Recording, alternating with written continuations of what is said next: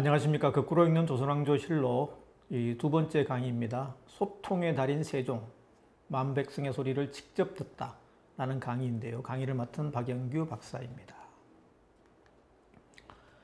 자, 세종이 성군으로 기억되는 이유, 이유는 뭘까요? 여러 가지 이유가 있겠지만 그 중에 가장 중요하게 생각할 수 있는 부분이 우선 세종에게는 탁월한 성과가 많았습니다. 우선 이 세계에서 가장 우수한 문자라고 하는 한글을 창제했죠. 이 하나만 가지고도 세종이 나머지 26명의 조선시대 임금들보다 훨씬 더 많은 업적을 남겼다고 할 수 있습니다. 그런데 이것뿐만이 아니죠. 강수량을 측정하는 추구기를 발명했고, 그 다음에 이 자경루도 발견했죠. 그리고 천체 관측 기구인 혼천이, 간이 이런 것도 발명했죠. 굉장히 중요한 혁신적인 그런 이 과학기술품이었습니다. 그리고 잘 아시다시피 이 해시계인 앙부일구도 세종시대에 발견된 것입니다. 이뿐만 아니라 영토를 개척했습니다. 사군육진을 개척해서 조선의 영토를 확정하고 그리고 대마도를 정벌해서 조선의 국력을 떨치기도 했죠.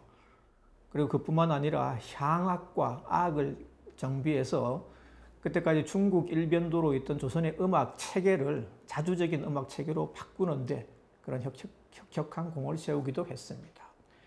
이 밖에 향약 집성방, 농사직설 같은 중요한 책도 있죠. 그래서 그런 책들을 편찬함으로써 자주적이고 독립적인 그런 우리나라 실정에 맞는 그런 의학 체계를 정비하기도 했고 농사 방법을 구축하기도 했던 사람이 바로 세종입니다. 자, 이런 많은 이 업적들을 볼 때 세종은 성군이었습니다. 그 누가 뭐래도 이 세종이 성군이라고 하는 사실에 대해서는 아무도 이의를 제기할 수 없을 정도로 이것은 이 역사를 평가하는 모든 사람들의 공론이고 정설입니다. 하지만 우리가 여기서 한 가지 기억해야 할 것이 있습니다. 이러한 많은 세종이 남긴 많은 업적보다 더 중요한 것이 뭐냐? 이러한 성과를 내는 과정에서 세종께서 발휘하신 바로 정치적인 리더십입니다. 세종시대에 발견된 그런 과학기술품들은 지금 어디 가서 볼 수 있습니까? 박물관에 있죠. 유물로 전시되어 있습니다. 그렇지만은 세종이 이러한 업적들을 남기는 과정에서 발휘하신 그런 위대한 리더십은 마치 살아있는 생물처럼 오늘날을 살아가는 우리에게 아직도 매우 중요한 영향을 미치고 있는 것입니다. 세종의 이 리더십 가운데 가장 우리가 주목해서 봐야 될 리더십이 바로 경청 리더십입니다. 경청이란 말은 그렇죠. 귀를 기울여 듣는다라고 하는 뜻입니다. 세종은 신하들의 목소리에 귀를 기울이고 들었습니다.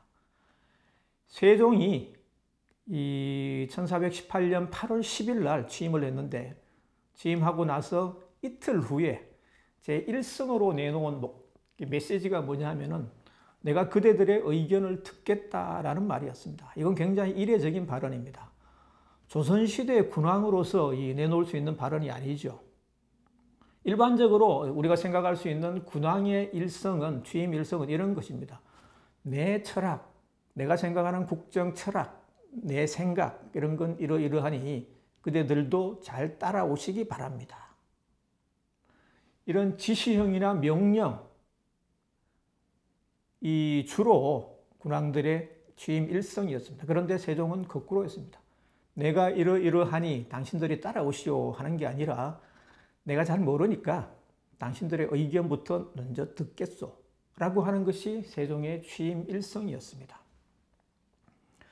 정조와 세종이 많이 비교가 되는데요. 두 사람 다 성군이기는 마찬가지지만 정조와 세종은 무척 많이 여러 가지 점에서 달랐습니다. 특히 정조는 취임 일성을 뭐라고 했냐니까 과인은 사도세자의 아들이다 고 하는 메시지를 남겼습니다. 자신의 정치적인 정체성을 명확하게 하면서 향후 자신이 이끌어갈 조선이라는 국가의 국정 운영 방향에 대한 명확한 지침을 밝힌 것이죠. 그렇지만 세종은 거꾸로 했던 것입니다. 신하들의 의견부터 듣겠다고 한 것이죠. 매우 파격적이고 신선한 발언에 대해서 신하들이 감동을 먹었다. 뭐 표현은 그렇지 않지만 실록에 사실 그렇게 기록되어 있어요. 신하들이 매우 감동을 했다고 기록을 하고 있습니다. 한자 들을 청자, 이 화면에 비치는 그 들을 청자를 자세히 한번 뜯어볼까요? 자, 왼쪽에 보면은 이 큰 귀가 있습니다. 이걸 귀자라 그러죠. 그리고 바로 밑에 임금 왕자가 있습니다. 그리고 오른쪽 편을 보시면은 열십자, 그리고 그 밑에 이렇게 빗은 누워 있지만은 이게 눈목자입니다.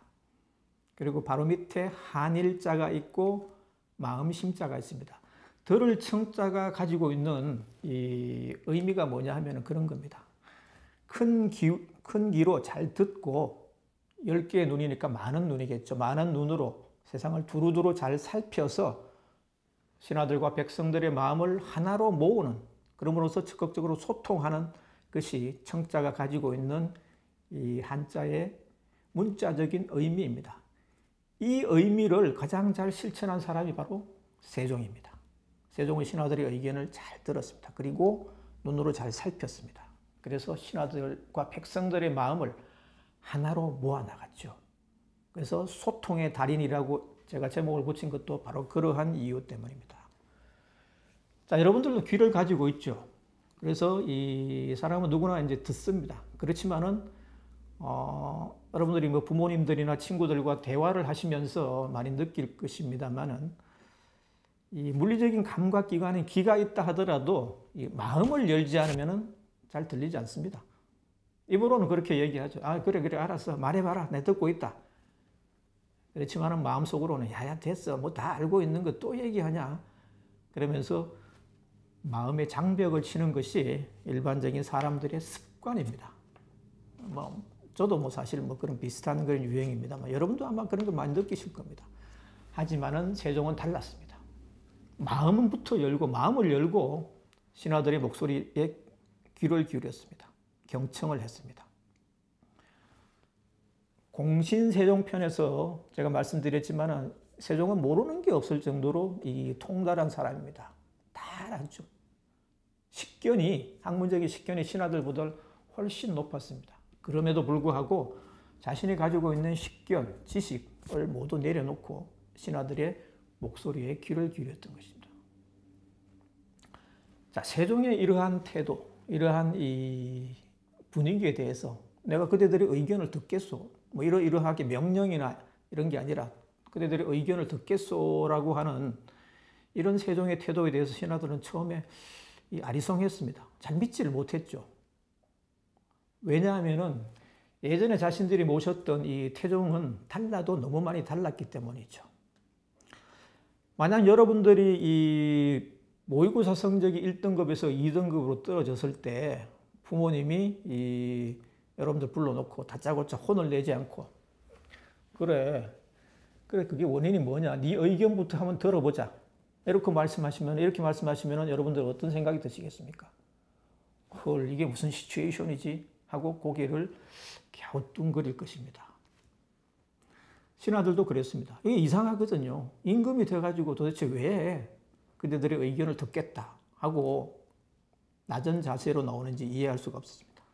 태종은 세종과 많이 달랐습니다. 이 태종 때 신하들은 굉장히 많이 당했습니다. 이 태종도 그런 경우가 있었거든요. 양위선은 어느 날 느닷없이 내가 오늘부터 임금 노릇을 그만하겠다고 하는 양위선언을 몇 차례 반복합니다. 그럴 때 신하들 중에서 이런 말을 하는 사람이 있을 수도 있습니다. 전하, 잘 생각하셨습니다. 그동안 고생 많이 하셨으니까 무거운 짐을 다 내려놓으시고 이제 편히 쉬시기 바랍니다. 이런 말을 하는 신하는 이제 걸려드는 것입니다. 덫에 걸려드는 것이죠.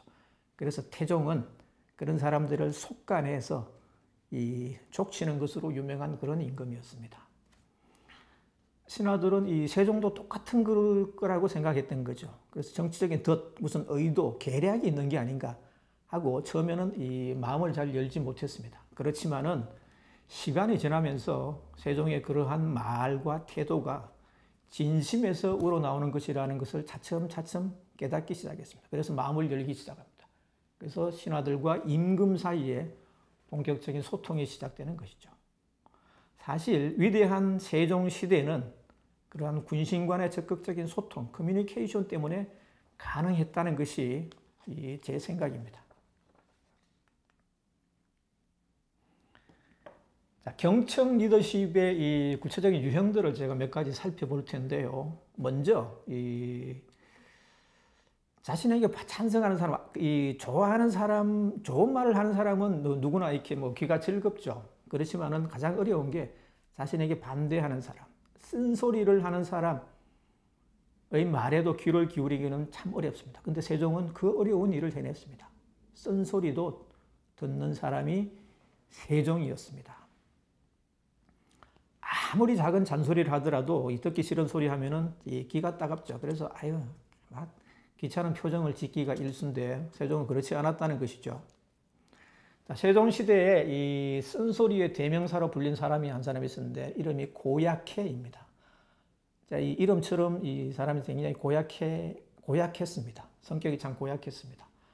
고약해라고 하는 단어에 이 연원이 여기서부터 출발했다고 하는 얘기가 있는데 이건 입증된 그런 정설은 아닙니다. 그래서 믿거나 말거나입니다. 그래서 그런 얘기는 있습니다. 자, 이 고약해에 대해서 아주 재미있는 일화가 하나, 에피소드가 하나 있는데요. 잠시 소개해 드리면 이렇습니다.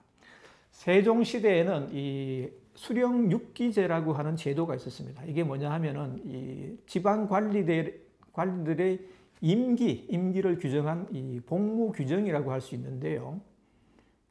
복무 규정에는 지방 관리들의 임기를 60개월, 그래서 수령육기제라고 했습니다. 60개월이면 얼마입니까? 만으로 5년입니다. 60개월을 채워야 다른 지방 혹은 중앙으로 전출될 수 있다고 하는 규정이 있었습니다. 자, 5년이면 굉장히 긴 시간입니다. 지금도 뭐 공무원들이 다 비슷하게 생각하지만은 그 당시만 하더라도 그랬습니다. 중앙 무대로 진출해야 출세 기회가 보장되는 것이죠. 지방에 내려가 있으면 보통 그러지 않습니까? 썩는다고 표현하죠. 별로 뭐 그런 것도 아닌데 사실 그런 표현들을 많이 쓰죠. 그래서 지방 관리들은 굉장히 불만이 많았습니다. 그래서 이 30개월 반으로 줄이자고 하는 주장을 많이 했습니다. 고약해라고 하는 신하도 그 중에 하나였습니다. 그런데 이 고약해가 몇 번 상소를 올렸습니다. 세종한테. 수령육기제가 너무 기니까 기간을 좀 단축해 주세요 하고 몇 차례 이 상소문을 올렸습니다. 그렇지만은 세종은 원칙을 바꾸지 않았습니다. 왜냐하면은 이 지방 관리들 너무 자주 바꾸면은 뭔가 좀 백성들의 살림살이에 조금 익숙해질만 하면은 또 이렇게 자리를 옮기고 하니까 민생을 안정시키는데 별로 도움이 안 된다고 하는 것이 세종의 판단이었습니다. 그래서 수령육기제를 고수했습니다. 그러자 이 고약해가 어느 날 조정회의에 참석해서 도발을 합니다. 망발을 합니다.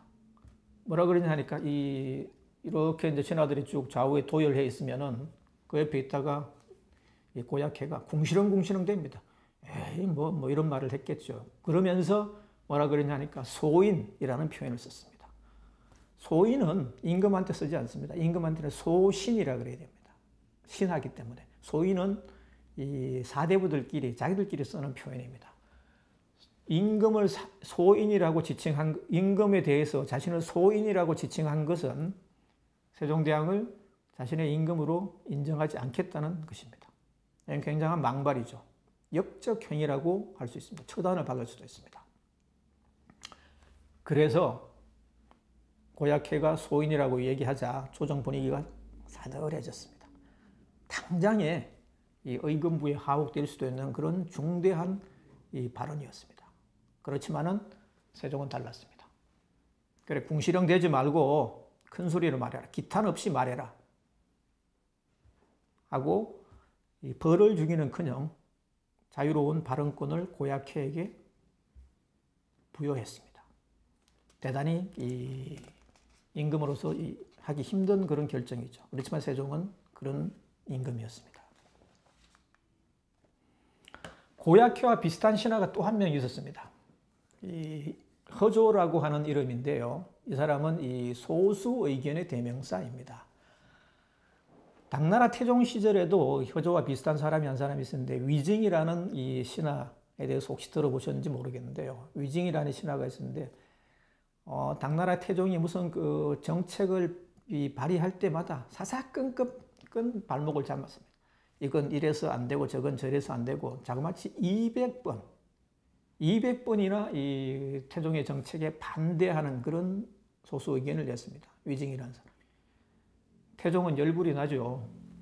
이놈의 영감청이 그냥 당장에 그냥 이 요절을 내겠다 하고 막 화를 불같이 내게 됐습니다. 그렇지만은 당 태종은 그런 분을 사귀고 위징을 늘 옆에 두면서 중용했습니다. 그리고 위징이 죽자 자신이 아끼던 거울 하나를 잃어버렸다며 안타까워하기도 했습니다. 조선의 위징이 바로 허조였습니다. 허조의 이런 이 기질이 잘 드러나는 이 재미있는 에피소드가 또 하나 있는데요. 이것도 간단하게 잠깐 소개해 드리겠습니다. 조선시대의 가장 골칫거리가 이 여진족이었습니다. 특히 북방에 있는 국경에서 여진족들이 계속 침범해서 백성들의 재물을 뺏어가고 심지어는 이렇게 죽이기까지 하니까 여간 골칫거리가 아니었습니다. 그래서 세종 때 이 여진족들을 어떻게 할 것인지, 토벌할 것인지 아니면 살살 달래서 외교적으로 문제를 해결할 것인지 이 문제를 가지고 조정에서 갑론을박이 벌어졌습니다. 세종은 원칙이 명확했습니다. 본때를 보여야 다시는 이런 짓을 안 한다고 하는 게 세종의 기본적인 생각이었습니다. 그래서 이 최윤덕이라든지 이런 이 무신 출신들이 처음에 반대했지만 세종이 워낙 강경하게 그런 쪽으로 드라이브를 거니까 이제 서서히 생각을 바꿨습니다. 여진족 토벌에 대한 찬성 의견 쪽으로 조정의 의견이 많이 기울어졌습니다.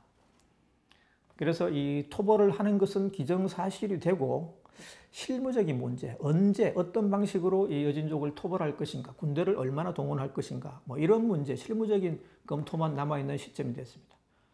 그런데 이 단계에 이르러서도 허조는 계속 반대했습니다. 신하들이 다 조정에서 나가고 난 이후에도 허조는 홀로 남아서 전하, 다시 한번 재고해 주시기 바랍니다. 이건 군량 조달도 힘들고 이 장마철이라 가지고 군사들의 움직임도 굉장히 어렵습니다. 그래서 여진족을 토벌하는 것은 득보다 실이 더 큽니다. 그래서 계획을 취소하는 것이 옳습니다. 하고 계속 반대하는 의견을 올렸습니다. 심지어는 이렇게도 했습니다. 밤에 이제 이 집으로 퇴근했다가 공무원들, 그 당시에도 공무원들 마찬가지죠. 밤이 되면은 이제 자기 집으로 퇴근했다가 아침에 이제 출근하는 그런 방식이었죠. 그래서 아침에 출근하면은 퇴근했다가 아침에 출근해서 임금을 또 찾아갑니다. 전하, 제가 어제 자면서 곰곰이 생각해 봤는데요. 그거 역시 안 될 것 같습니다. 이러저러한 문제 때문에 취소하시는 것이, 계획을 취소하는 것이 옳은 줄로 생각됩니다. 그 할 정도로 징그럽게 세종에게 이 소수 의견, 반대 의견을 제시했습니다. 세종도 이제 이렇게 좀 짜증이 나겠죠. 아유, 허조 참, 저 양반 참 못 말리는 사람이다. 이런 표현이 있습니다, 실록에. 그래서 좀 짜증을 내기도 했습니다. 그렇지만은 허조의 발언만큼은 막지 않았습니다. 항상 허조가 소수 의견을 낼 때도 항상 그대의 말에도 일리가 있다 하면서 자유롭게 발언을 하도록 허용했습니다. 경청 리더십이란 바로 이런 것입니다. 소수 의견, 쓴소리에도 귀를 기울일 수 있는 그런 이 마음가짐을 가져야 올바른 경청 리더십을 발휘할 수 있는데 세종이 바로 그런 임금이었습니다. 자, 여러분들이 잘 아시는 황희정성, 이 세종시대에 18년 동안 영의정을 지낸 황희라는 사람이 있었죠. 그 임금의 그 신하라고 할까요? 황희정석의 듣는 법도 대단히 눈여겨볼 만합니다. 황희에 대해서는 이런 일화가 있었습니다. 어느 날 길을 가는데 이 농부가 검정소와 누렁소로 이끌고 일을 하고 있었습니다. 황희가 물었습니다. 여보게, 저 두 소 중에서 어느 소가 더 일을 잘하는가 하고 물었습니다. 그러자 농부가 살며시 다가와서 귀에 대고 이런 얘기를 했습니다. 사실은요, 대감마님, 누렁소가 훨씬 더 일을 잘합니다. 하고 이제 귓속말로 속삭였습니다. 황희가 물어봅니다. 아니, 그런데 왜 이 귀에 대고 그런 얘기를 하는가? 그러다 농부가 이렇게 얘기합니다. 두 소가 다 열심히 일을 잘하는데 한 소가 더 잘한다고 얘기를 하면은 다른 소가 어떻겠습니까? 기분이 나쁘지 않겠습니까? 그래서 그때 황희는 깨달은 바가 있었습니다. 그래서 주로 회의를 할 때 상대방에 대한 공격적인 언사, 부정적인 언사는 절대 쓰지 않았습니다. 상대의 의견들을 쭉 듣고 있다가 말미에 가서 자신이 균형 감각을 가지고 의사결정을 하는 그런 방식으로 이 조정의 회의를 이끌어 나갔습니다. 그래서 이 세종도 이런 황희를 무척 신뢰했습니다. 세종실록에 보면 황희의 의견대로 하라고 하는 표현이 굉장히 많이 등장합니다. 그래서 그만큼 세종은 황희에게 무한 신뢰를 보냈던 것입니다. 자, 소통의 달인 세종, 결정판이 하나 있는데요. 이게 뭐냐 하면 조세제도 개혁 과정에서 세종은 만백성의 소리를 직접 들었습니다. 조선시대 그 당시 조세제도는 손실답헌법입니다. 발음이 좀 어렵죠. 손실답헌법. 추수가 끝나고 나면은 이 중앙의 관리와 지방 관리가 함께 논으로 나갑니다. 얼만큼 이제 수확량이 많은지. 농사가 잘 된 땅에 대해서는 조세를 좀 더 걷고 조금 잘 못된 땅에 대해서는 조세를 덜 걷는 그런 게 손실답헌법이었습니다. 백성들 입장에서는 굉장히 좋은 제도였습니다. 그게 나쁜 제도가 아니었죠. 그렇지만 문제는 이 관리들이 중간에서 뇌물을 먹고 농간을 부릴 소지가 많았다는 것입니다. 자신의 재량권을 가지고 뇌물을 챙긴 논에 대해서는 조세를 깎아주고 그렇지 않으면 조세를 갖다가 엉뚱하게 올리는 그런 이 폐단이 잇따르자 세종은 이 조세를 공법으로 그렇게 개혁하기로 마음을 먹습니다. 공법은 일정한 세율을 정해놓고 이 농사가 잘 되든 못 되든 간에 일정한 세율에 따라서 세금을 걷는 그런 방식입니다. 그렇기 때문에 조세를 안정적으로 확보할 수 있는 그런 장점이 있었죠. 그렇지만 또 한 가지 단점은 각 지방의 지리적인 특색으로 인해서 이 수확량의 차이가 납니다. 수확량이 많은 데는 괜찮지만 수확량이 적은 지방에서는 굉장히 불리한 제도입니다. 그래서 찬반 양론이 있을 수 있습니다. 그래서 이 민생에 굉장히 큰 영향을 미치는 이 세금 제도 개혁 문제였기 때문에 세종은 마침내 만백성의 소리를 직접 듣기로 결정을 합니다. 그래서 여론조사를 전국적으로 실시하는데요. 그 대상 인원이 자그마치 17만 명입니다. 전현직 공무원, 지방공무원, 중앙공무원 불문하고 전현직 공무원과 마을을 대표하는 백성들을 직접 찾아가서 이 그림이 그대로 잘 표현하고 있습니다. 직접 찾아가서 가가호고 방문해서 직접 여론을 청취합니다. 자, 요즘 같으면 뭐 전화로 여론조사를 하니까 17만 명이라고 해봐야 뭐 크게 뭐 어려운 건 아니겠죠. 하지만 그 당시 전화가 없었죠. 그래서 굉장히 어려운 일이었습니다. 여러분들 이렇게 생각할 수도 있습니다. 에이, 뭐 17만 명 뭐 일일이 찾아가면서 그렇게 했겠어, 진짜? 대충 했겠지. 하지만 아닙니다. 진짜 그렇게 했습니다. 조선의 관리들을 여러분들 쉽게 보면 안 됩니다. 그 사람들 찐 공무원입니다. 만약 시간이 있으면 이 당시에 이 실록의 기록, 제가 날짜를 알려드릴게요. 1818년, 1430년 8월 10일자 조선왕조 실록, 세종실록을 한번 찾아서 읽어보십시오. 그 보고서를 읽어보면은 왜 조선왕조 실록이 유네스코에 등재됐는지, 유네스코 기록문화유산으로 등재됐는지 그 이유를 확실하게 알 수 있습니다.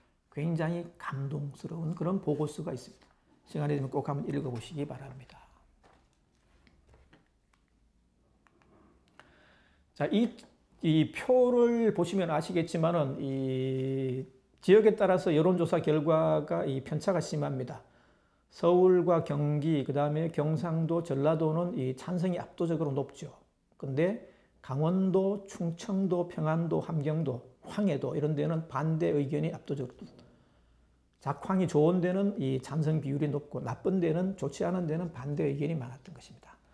총수를 따지니까 찬성이 반대보다 조금 많았습니다. 그렇지만은 세종은 이걸 근거로 조세개혁을 밀어붙이지 않았습니다. 좀 더 시간을 두고 충분히 검토하면서 새로운 제도 개혁에 나섰던 것입니다. 자, 세종이 오늘날에도 주목받는 이유, 한 가지만 살펴보고 강의를 끝내도록 하겠습니다. 이 스티븐 코비라는 사람 이름 들어보셨을 겁니다. 성공하는 사람들의 7가지 습관이라는 대단히 유명한 베스트셀러 작가인데요. 성공하는 사람과 그렇지 못한 대화 습관에 뚜렷한 차이가 있는데 그 차이를 이 스티븐 코비는 경청하는 습관이라고 했습니다. 톰 피터스라는 사람, 이 사람은 경영학의 구루라고 불리는데요. 20세기가 말을 해서 이끄는 리더의 시대였다면 21세기는 경청하는 리더의 시대가 될 것이다. 이렇게 말합니다. 자, 여러분 이 액자에 보이는 한자 보이시죠? 경청입니다. 이게 뭐냐면은 삼성그룹의 창업자인 이병철 회장이 대권을 이건희에게 물려주면서 직접 써준 그런 글입니다. 경청입니다. 경청 리더십이 중요하다고 한 것이죠. 여러분 아시다시피 이건희는 말이 좀 어눌했습니다. 그렇지만은 부친이 물려준 이런 경청 리더십의 습관으로 자신의 단점을 극복하고 삼성을 초인류 기업으로 올려놓는 데 성공했습니다. 스티브 잡스 잘 아시죠? 스티브 잡스는 이 애플을 창업했는데 남의 말을 잘 듣지 않았습니다. 매우 독선적이었죠. 그래서 자신이 창업한 애플에서 한동안 쫓겨났습니다. 10여 년 후에 애플에 복귀한 자리에서 스티브 잡스는 이렇게 말했습니다. 나를 앞으로 CLO라고 불러주세요. CLO가 뭐냐니까 Chief Listening Official, 최고 경청자입니다. 뼈저리게 느꼈던 것이죠. 남의 말을 안 듣다가 완전히 그냥 쪽박 찾는 거. 그래서 리더십의 전환을 가져옵니다. 말하는 리더가 아니라 듣는 리더로 극적인 리더십 전환을 가져옵니다. 그래서 그때부터 이 창의적이고 혁신적인 제품을 많이 발견하는데 그게 뭐냐면 여러분들 잘 아시는 아이폰, 아이패드, 이게 바로 스티브 잡스의 이 리더십 전환이 있고 나서 탄생한 그런 걸작품들입니다. 세종도 이 경청 리더십으로 혁신적인 과학기술품을 많이 발명했듯이 스티브 잡스도 경청 리더십으로 4차 산업혁명 시대를 대표하는 그런 혁신 제품을 이렇게 발견했던 것입니다. 자, 이상 이번 자시 강의를 마치도록 하겠습니다. 들어주셔서 감사합니다.